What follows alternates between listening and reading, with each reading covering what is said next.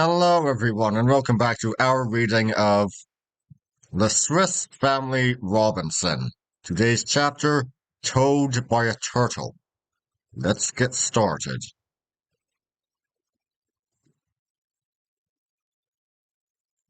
Next morning, while the breakfast was getting ready, I attended to the beautiful skin of the kangaroo, which I was anxious to preserve entire. And afterward, when Fritz had prepared everything in readiness for our trip to the wreck, I called Ernest and Jack in order to give them some parting injunctions.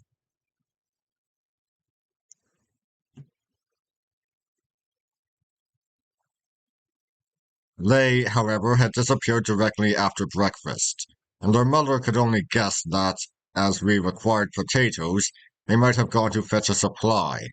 I desired her to reprove them on their return for starting away without leave, but as it appeared they had taken Turk, I satisfied myself that no harm was likely to befall them, although it was not without reluctance that I left my dear wife alone with little Franz, cheering her with hopes of our speedy return with our new treasures from the wreck.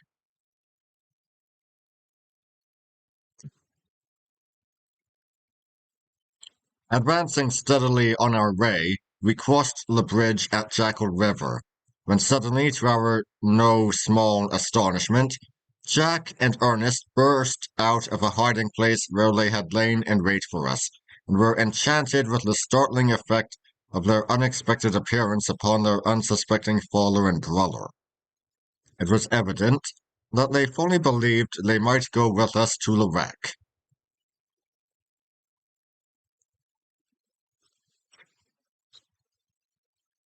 To this notion I at once put a decided stop, although I could not find in my heart to scold the two merry rogues for their thoughtless frolic, more especially as I particularly wished to send back a message to my wife. I told them they must hurry home so as not to leave their mother in suspense, although as they were already so far they might collect some salt. And I instructed them to explain that, as my work on board would take up a long time, she must try to bear with our absence for a night. This I had meant to say when we parted, but my courage had failed. Knowing how much she would object to such a plan, and I had resolved to return in the evening.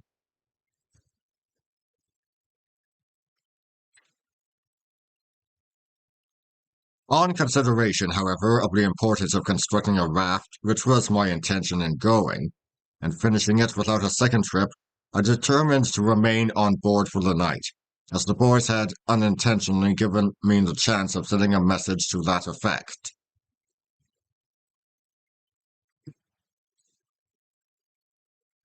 Goodbye, boys. Take care of yourselves. We're off, shouted Fritz as I joined him in the tugboat and we shoved off.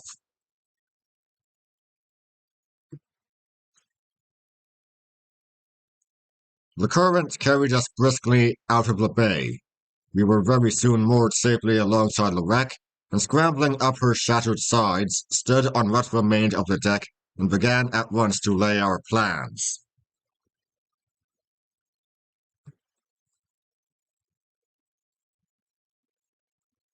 I wanted to make a raft fit to carry on shore a great variety of articles, far too large and heavy for our present boat. A number of empty water casks seemed just what was required for a foundation. We closed them tightly, pushed them overboard, and arranging 12 of them side by side in rows of three, we firmly secured them together by means of spars, and then proceeded to lay a good substantial floor of planks, which was defended by a low bulwark. In this way we soon had a first-rate raft, exactly suited to our purpose.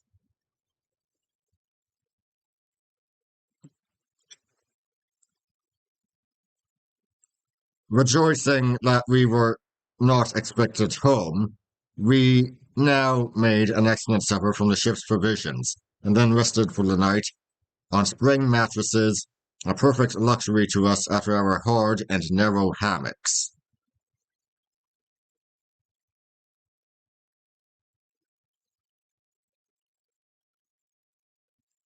Next morning, we actively set about loading the raft and boat, first carrying off the entire contents of our own cabin.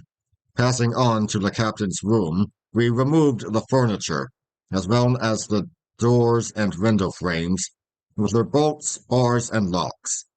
We next took the officers' chests, and those belonging to the carpenter and gunsmith. The contents of these latter we had to remove in portions, as their weight was far beyond our strength.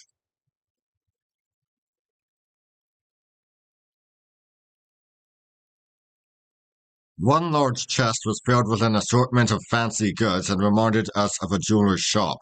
So glittering was the display of gold and silver watches, snuff boxes, buckles, studs, chains, rings, and all manner of trinkets.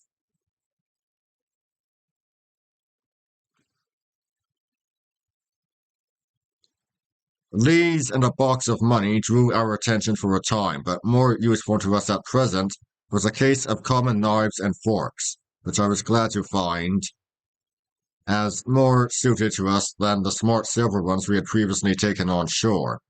To my delight, we found most carefully packed a number of young fruit trees, and we read on the tickets attached to them the names, so pleasant to European ears, of the apple, pear, chestnut, orange, almond, peach, apricot, plum, cherry, and vine.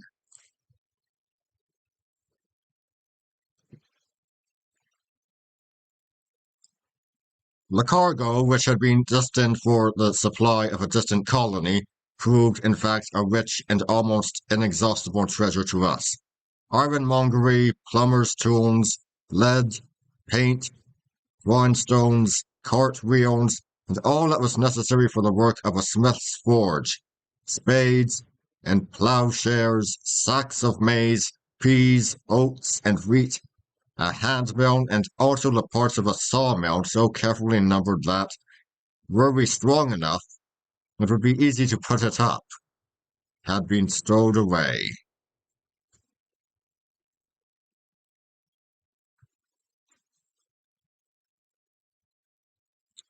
So bewildered were we by the wealth around us that for some time we were at a loss as to what to remove to the raft. It would be impossible to take everything, yet the first storm would complete the destruction of the ship, and we should lose all we left behind. Selecting a number of the most useful articles, however, including, of course, the grain and the fruit trees, we gradually loaded our raft. Fishing lines, reels, cordage, and a couple of harpoons were put on board, as well as a mariner's compass.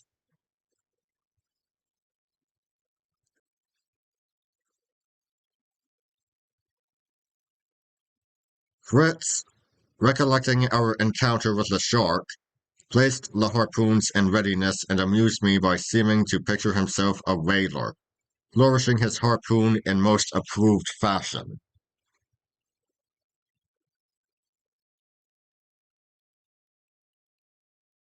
Early in the afternoon, both our crafts were heavily laden, and we were ready to make for the shore. The voyage was begun with considerable anxiety as, with the raft in tow, there was some danger of an accident.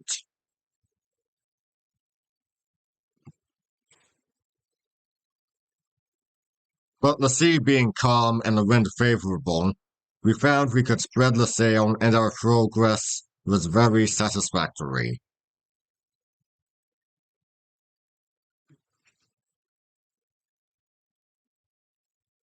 Presently, Fritz asked me for the telescope, as he had observed something curious floating at a distance. Then, handing it back, he begged me to examine the object, which I soon discovered to be a turtle asleep on the water, and, of course, unconscious of our approach.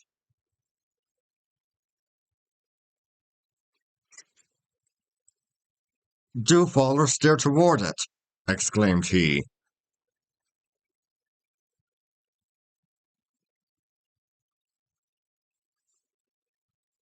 I accordingly did so, that he might have a nearer look at the creature.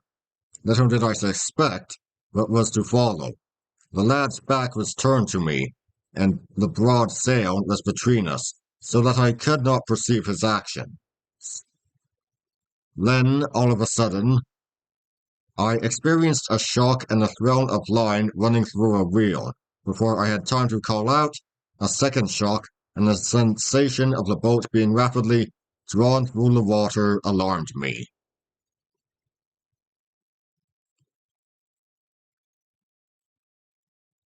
Fritz, what are you about? Cried I. You are sending us to the bottom.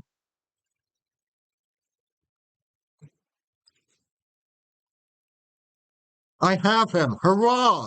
Shouted he in eager excitement.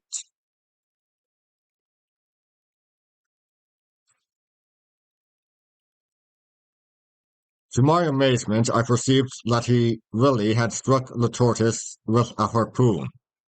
A rope was attached to it, and the creature was running away with us.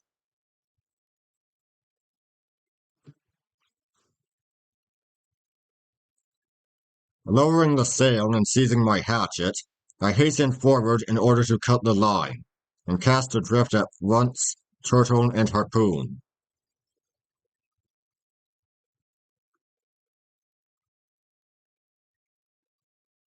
Father, do wait, pleaded the boy. There is no danger just yet. I promise to cut the line myself the instant it is necessary. Let us catch this turtle if we possibly can.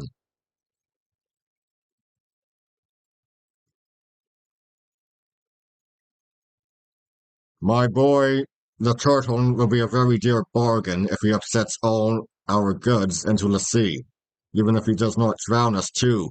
For heaven's sake, be careful. I will wait a few minutes, but the minute there is danger, cut the line.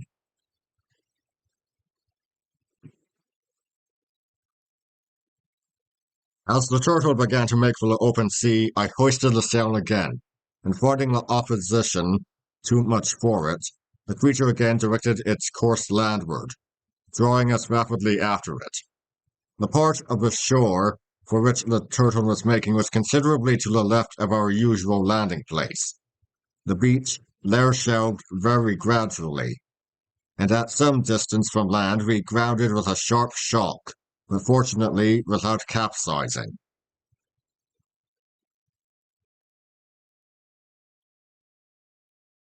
The turtle was evidently greatly exhausted, and no wonder, since it had been acting the part of a steam tug and had been dragging at full speed a couple of heavily laden vessels.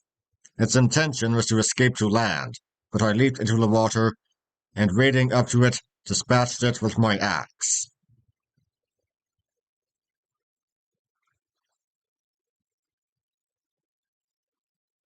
As we were by no means far from Falconhurst, Fritz gave notice of our approach by firing off his gun, as well as shouting loudly in his glee. While we were yet engaged in securing our boats and getting the turtle on shore, the whole family appeared in the distance, hastening eagerly toward us. Our new prize, together with a well-laden boat and raft, excited the liveliest interest. My wife's chief pleasure, however, consisted in seeing us back, as our night's absence had disturbed her, and she was horrified by the description of our dangerous run in the wake of the fugitive turtle.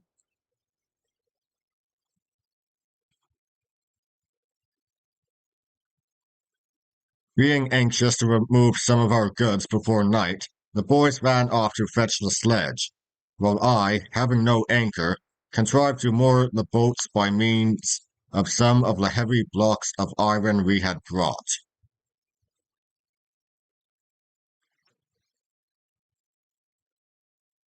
It required our united strength to get the turtle hoisted onto the sledge. Its weight being prodigious, we found it indeed, with the addition of the sapling fruit trees, quite a sufficient load.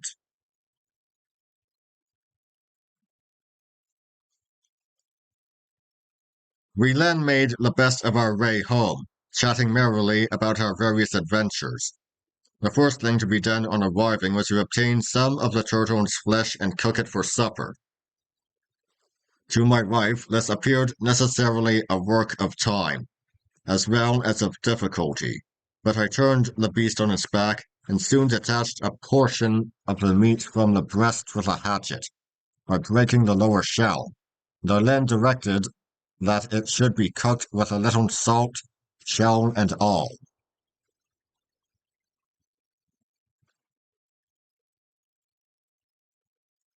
What a handsome shell, cried Fritz. I should like to make a water trough of that, to stand near the brook and be kept always full of clear water. How useful it would be!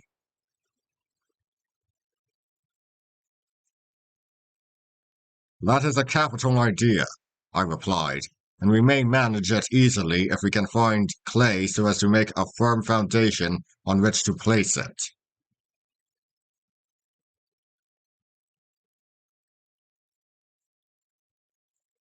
Oh, as to clay, said Jack, I have a grand lump of clay there under that root.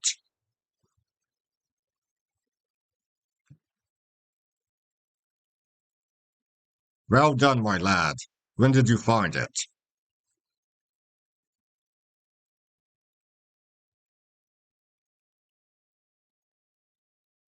He found a bit of clay near the river this morning, said his mother, and came home in such a mess I had regularly to scrape his clothes and wash him thoroughly.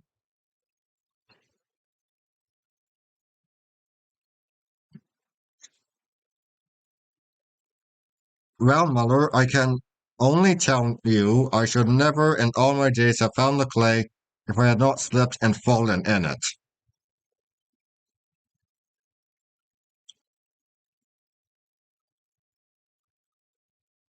That I can well believe, returned his mother. Only to hear your talk this morning, one would have thought your discovery of clay the result of a very arduous search indeed.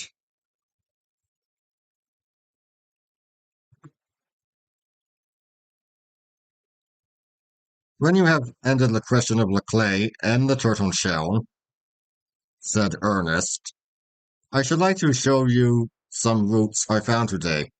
They are getting rather dry now. They look something like radishes.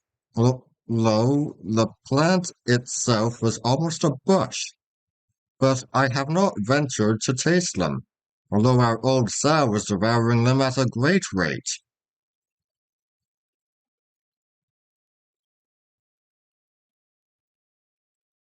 Unless you did wisely, my boy. Swine eat many things injurious to men. Let me see your roots. How did you discover them?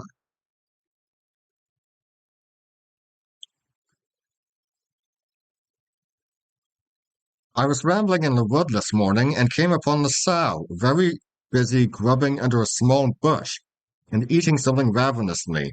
So I drove her away and found a number of these roots, which I brought for you to see.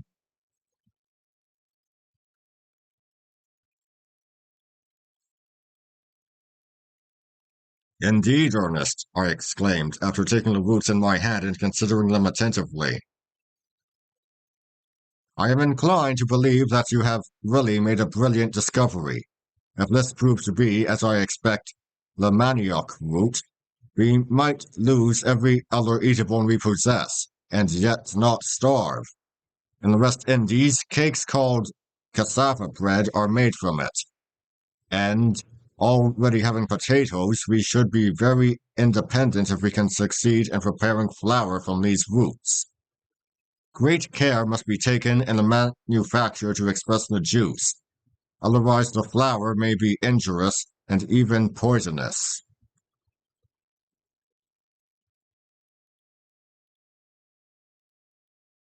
If we can collect a sufficient quantity, we will attempt bread making.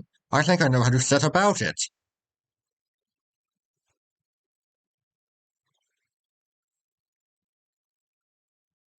Finding there was still time to make another trip with the sledge, I went off with the elder boys, leaving Franz with his mother, and we all looked forward with satisfaction to the prospect of the princely supper they were to have ready for us, for our day's work had been none of the lightest.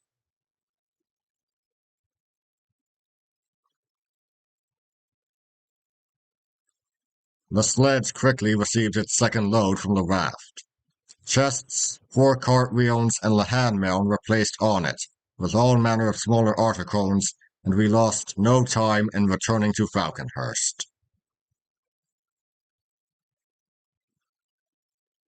And that would be all for today. I'll see you all next time. See ya!